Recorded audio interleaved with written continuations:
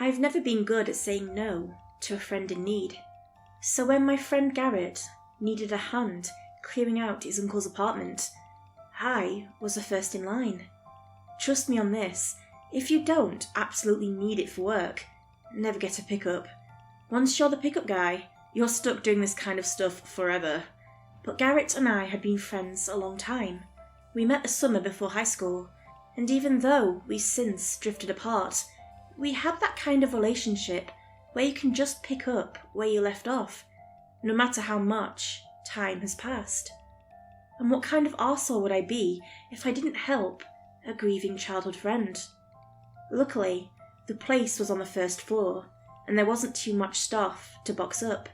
Garrett's other relatives had already been there to claim what little inheritance they got, but Garrett was the main proprietor. It'd probably take a day to clear out, another day or two to clean, but I'd seen worse. Once you're a pickup guy, you get to see a lot of people moving stuff. When I got there, an early Saturday morning, Garrett was sitting by the kitchen table, going through old photo albums. I could tell he was upset, so I made sure not to push him. "Hey Gar," I said, "where do you want me to start?" "Thanks for coming," he sniffled. I boxed some stuff up near the couch. I'll be out in a second." "Take your time." 4 boxes later, Garrett waved me into the kitchen with 2 hot cups of coffee. As I sat down next to him, I noticed the big stack of books on the kitchen counter, mostly unmarked photo albums, but also some kind of journals. Personal stuff, decades old. "You find anything?" I asked, nodding towards the pile of books. "An old stamp collection, some photos, Polaroids, very retro." "Anything good?" "Let's just say some of the things back in the 70s should have stayed in the 70s. Sounds raunchy. For the first time that day, Garrett smiled. He was the kind of guy that usually laughed at everything, but this had taken a toll. We packed it all up, first all the little things, then the furniture. Garrett had plenty of space in his garage, so he just tossed it all in there. Some of the furniture had to be thrown away, but the rest of it was donated to charity. It took us 3 runs in total. When we finally got back to the apartment, all that was left to box up was the carpets, kitchen chairs, and the pile of books Garrett had stacked by the oven. While I waited for Garrett to clear out the bathroom, I decided to check the photo albums. Glancing through the first one, all I saw was happy memories. Anniversaries, weddings, reunions, vacations, all those smiles, and all I could think about was where those smiles were today. Were they still around? I noticed one book slightly put to the side, an unmarked journal, bound in bright beige leather. The first page simply read, "Bright Ideas." It felt warm to the touch. "Hey!" Garrett called out. "Do you mind?" He pointed at the book, and I put it down with the others. His demeanour shifted rapidly. There was a quickly fading anger plastered all over his face, but it was quickly overtaken by his appreciation. "Sorry, it's just private, you know," he said. "Sorry, I'm not entirely okay." "It's fine, Gar. Let's just finish and get out of here." He nodded, yet his eyes kept returning to that book. There was a strange intensity there. As we packed up and went on our way, I noticed Garrett keeping the Bright Ideas journal to himself, not putting it in the box with the other books. He was strangely protective over it, and I didn't want to press him further. Still, I couldn't help but sneak a peek every now and then. As we stopped by a red light on the way back from the dump, Garrett looked up from the book. "You know, he was a writer," he said. "Mostly short stories and young adult stuff. Self-published back before it was a hip thing to do." "No shit." "Yeah," sighed Garrett, looking out the window. "Always a bit of an oddball. He just had these bolts of inspiration, like a bomb going off in his head. He could just sprint from the dinner table to get a pen and paper when the mood struck him. He called it his Bright Ideas." "Like the book," I said, nodding towards it. So that's where he kept them. Garrett's first response was almost anger, but he shook it off. There was something intensely private about that book, like a kid not wanting to share his favourite toy. "Yeah," he said, shaking off the frustration. "This is it. The last of his bright ideas." 2 red lights and a roundabout later, we were back at Garrett's place. As I dropped him off and he carried the final box inside, I called out to him. "Don't be a stranger," I smiled. "How about a beer tomorrow? We could bring the girls and make it a night out." "Sounds great," he smiled. "Cooper's?" "Obviously." It was unusual to go out for a drink on a Sunday evening, but Rita could use some time away from the house. She'd badgered me about a double date for months, but we just never came round to it. Now that she'd gotten what she wanted, she was in a greater mood than ever. She'd met Garrett and Lois a few times, but it was always just in passing. We met the 2 of them by the entrance, introductions were made, pleasantries exchanged. Rita and Lois were a lot more similar than I'd anticipated, exact same sense of humour. By the time we got to our table, they were already off chatting on their own. Garrett and I went to order drinks and got some time to ourselves by the bar. As we waited for a bubbly young bartender to get our drinks, I turned to Garrett. He yawned, and his eyes seemed a bit more sunken in. "You sleep okay last night?" I asked. "Nah," he said, shaking his head. "This sort of stuff, it just puts things into perspective, you know. You get ideas." "Yeah," I agreed. "It makes you think." We looked over at the table with Rita and Lois. Rita and I had talked about kids for a long time, but I didn't get the sense that Garrett was thinking the same thing. There was no lingering smile on his face. Instead, he was trying not to frown, biting his lip. I tried my best to make it a pleasant night. Lois and Rita were happy as could be, and by our 3rd drink, we were all letting loose. All except Garrett, that is. He sipped his drink in silence, only nodding or smiling when absolutely necessary. While Lois attributed this to him being the quiet type, I knew better. Garrett was not the quiet type. If anything, he was the outspoken wildling. He was the kind of guy who'd steal a stop sign just for the hell of it. Now he just sat there, giving Lois a thoughtful look, sipping his whiskey. By the end of the night, Rita gave Lois a big hug. The last thing I saw of Lois and Garrett was the 2 of them having an argument in the parking lot. "We got to do this again," Rita smiled as we wandered off. "You think we can go again next week?" "We can ask," I said, "but I think they have other plans." A few days passed, and I fell back into my routine. Rita was eager to get back out there with her new friend, but we tried to be chill. You can't pressure a new relationship too much. So imagine our surprise when, on Wednesday evening, Lois showed up at our doorstep, alone. "I don't know what to do," she said. "It's Garrett. You've been friends for a long time. Maybe you can talk to him." "Did something happen?" Rita asked. "Are you okay? You mind if I stay here tonight?" "No, of course not," Rita said, gesturing at me. "I'll talk to him," I conceded. I arrived just past 11 p.m. I was already yawning. This was a weeknight. I ought to be in bed. Instead, I was chasing green lights and skirting a roundabout. As I got to Garrett's place, I noticed most of the lights were off. Maybe he'd already gone to bed. Still, I'd promised I'd talk to him.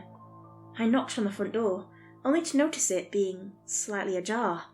Lois had left in a hurry. I stepped inside, calling out. "Hey, Gar?" I said. "Lois came by. She wanted me to come to see you. You okay in there?" No response. I went room by room. Kitchen, living room, bathroom, bedroom. He wasn't there. Finally, I checked the garage. As I stepped inside, I didn't notice anything at first. Only after a few seconds, when my eyes adjusted, I realised there was someone sitting in a lawn chair at the far end of the room. There, in the dark, I could hear pages being turned. For a split second, I could have sworn his eyes were glowing. You okay out here, Gar? I asked. Lois asked me to check on you. I'm fine, he said. We just had an argument. What are you doing out here? Just a bit of reading, he said, holding up the journal, catching up on some bright ideas. I'm not sure what you mean there, Gar. You seem a bit... You know why they call it bright ideas, he interrupted. Surprised, I took a step back. Garrett got out of his chair and stretched. Without looking at me, he kept talking. A light in the dark. That's all you need to see a solution. So a bright idea, in and of itself, is nothing that sticks out, even in the dark. Makes sense, Gar. It does, doesn't it? There was a strange flashing coming from him, like a light turning on and off. Maybe his phone was on. Lois is getting worried. You two having trouble? She's just a bit short-sighted, Garrett said. She'll get over it. Get over what? Us. Oh, I didn't know what to say. It was strange talking to him like this. Garrett was the kind of person to never really break eye contact. I'm sorry to hear that. You sure you can't work it out? I continued. Who the fuck cares?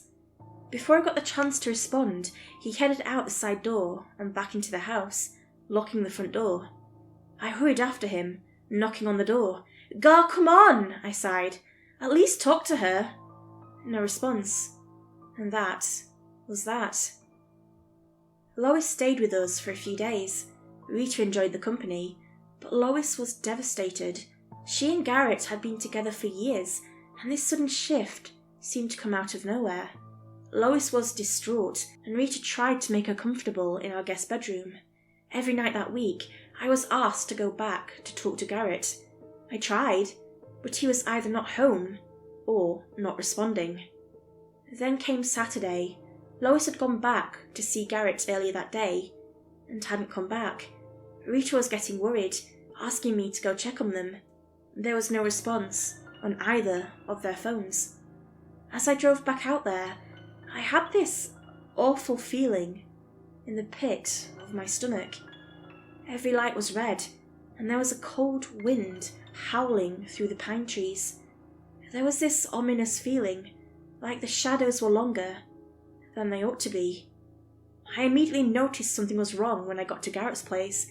Previous nights it had just been locked up and closed, but now the front door was wide open, and the garage wasn't properly shut.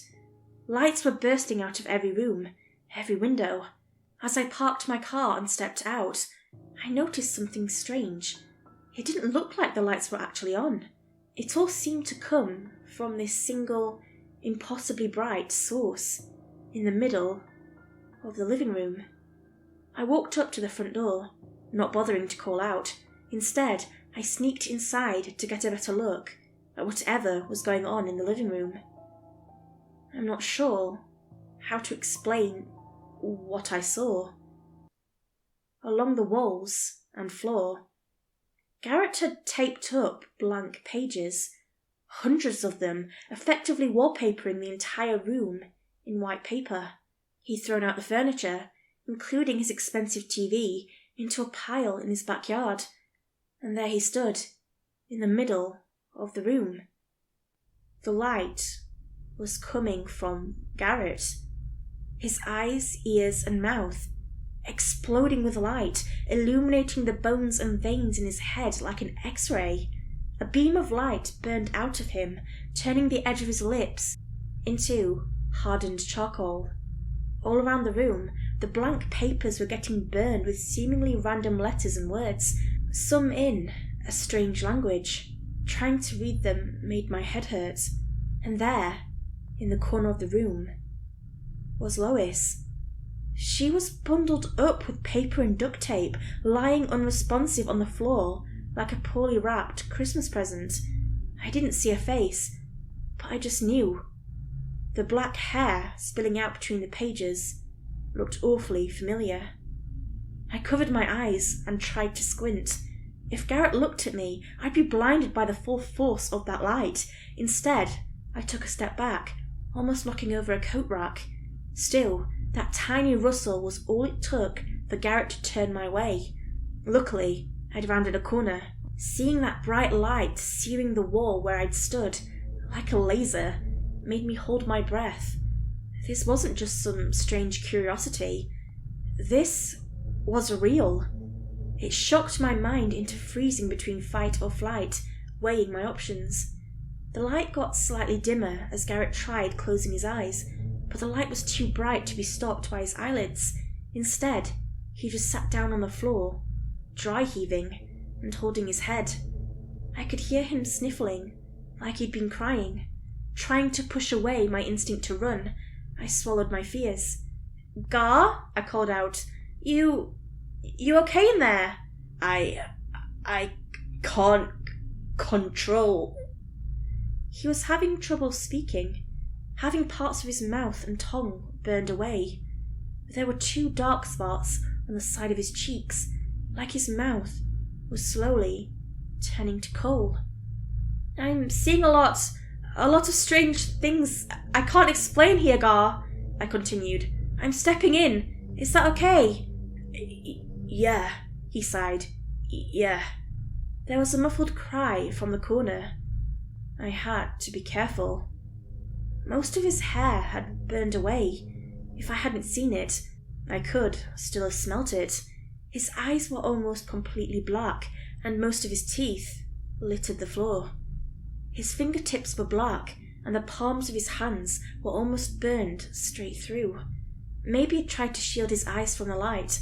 As I took out my phone to call for an ambulance, I realized my battery had overheated. Something had melted through my pocket and was itching against my leg. What the hell is this?" I asked. "Gar, you gotta get help. We gotta do something. We gotta get Lois out of here." He shook his head, frustrated. He couldn't express himself. Instead, he leaned back, snapping his neck to one side, and screamed as he opened his eyes.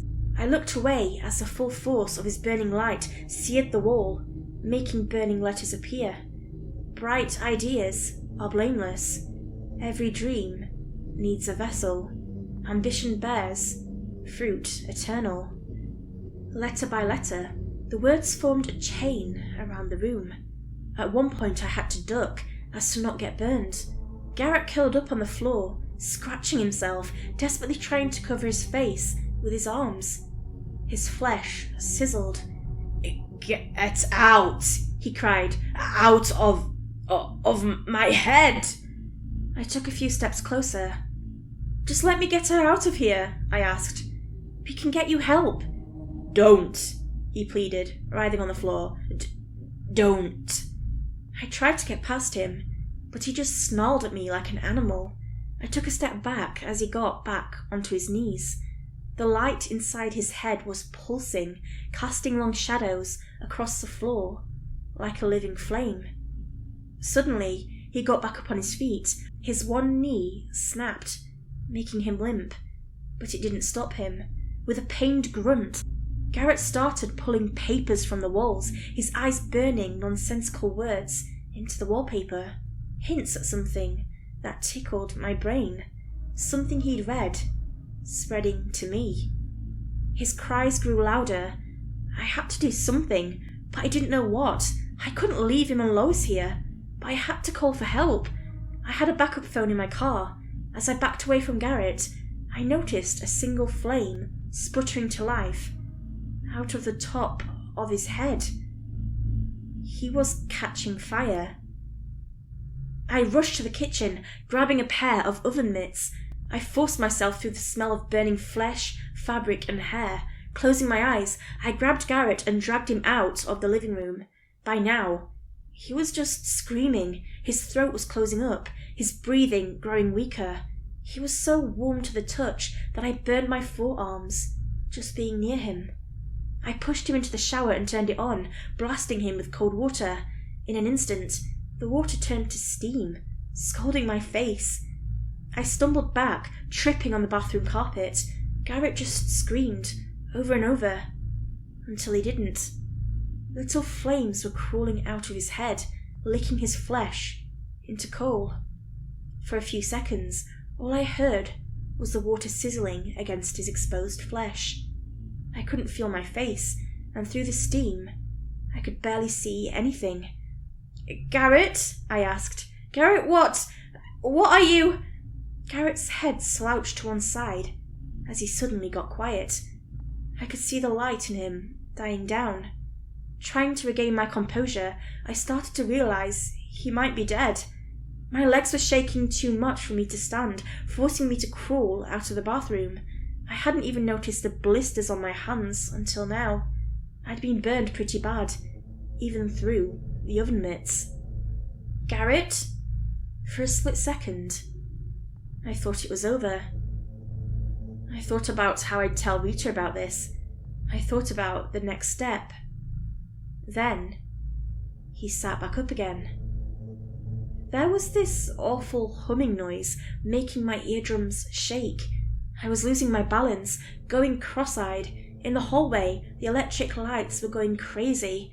There was black smoke coming from electric outlets, and I could see glowing hot wires burning through the wall. The hallway light turned on and overheated so fast it exploded. There was popping noises all through the building, but I could barely hear it. There was a pressure in the air, like being deep underwater. Then, suddenly, Garrett burst into flames. There was a scream from the living room, his entire body all at once engulfed, a white-hot flame with a blue tint. In a moment, his entire body burned to coal.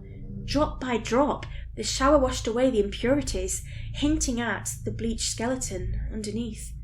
Fingers, ribs, knees, feet, pieces of white bone sticking out, like a macabre white flower, blossoming out of human dirt. And finally, with the skull, it bloomed. I only looked away for a second. The wire of a vacuum cleaner had gotten so hot it was coiling like a snake and accidentally burned my hand. A surge of electricity shot through my body and I forced myself to my feet. It couldn't have been more than a second. The bathroom was on fire, the shower was screeching like a teapot, and the bathroom carpet was curling into a black pile. Flames were crawling along the walls. I had to go. I hadn't even noticed the room starting to fill with smoke. The pressure in my head wasn't going away, and I could barely stay on my feet. It didn't seem real, any of it. I didn't know if I should laugh, cry, or surrender. But right there and then, all I could do was try to get me and Lois out of there. I don't know how I did it. I think I broke a window in the bedroom, dragging her across the floor. Some of the papers she was covered in had caught fire. There were these awful screams, and I remember hearing sirens in the distance. I have a vague memory of rolling her in the grass outside, trying to put out the flames, putting my jacket over her, beating out the flames. I remember seeing the house lighting up the night sky, windows exploding from the pressure as flames licked the side of the facade. It was so fast, like a living thing. And there, in the flames, I saw him, the skeleton, standing upright, staring out into the night. The remains of Garrett Rask, admiring his work, having bright ideas. Within the hour, the sound of flames was drowned out by the yells of firefighters and paramedics, sirens from an ambulance, someone shining a light in my face, asking me my name. Looking at them, swarming the yard like bees, I could almost imagine a light coming out of their heads, little ideas lighting up the outlines of their skull. I could almost see it, a bright idea, somewhere deep inside them, something needing a spark to get out, threatening to burn their lives down. For the past few weeks, Lois has been living with us until she can get back on her feet. Rita didn't mind, but I've been having second thoughts. See, Lois's wounds haven't healed properly, but it wasn't just burn damage. It was these strange letters and symbols left by the paper she'd been wrapped in. It was as if Garrett was trying to write something awful using her as a living book, a testament to some kind of burning madness. Maybe he saw something in her, a bright idea, and tried to get it out. Or maybe he was trying to move something from himself into her. I didn't see much of his writing, and by now it was all ashes, and yet I can't help but to stare at Lois. I can see these letters all over her, and whenever she changes her bandages, I can't help but to stare. There is something there, waiting to be discovered. I think Rita has noticed. She's a bit jealous, but I can't explain to her that it's not something sexual. It's something alien in the back of my mind, like a thought that has taken on a life of its own. An obsession, if I'm honest. I want to read her.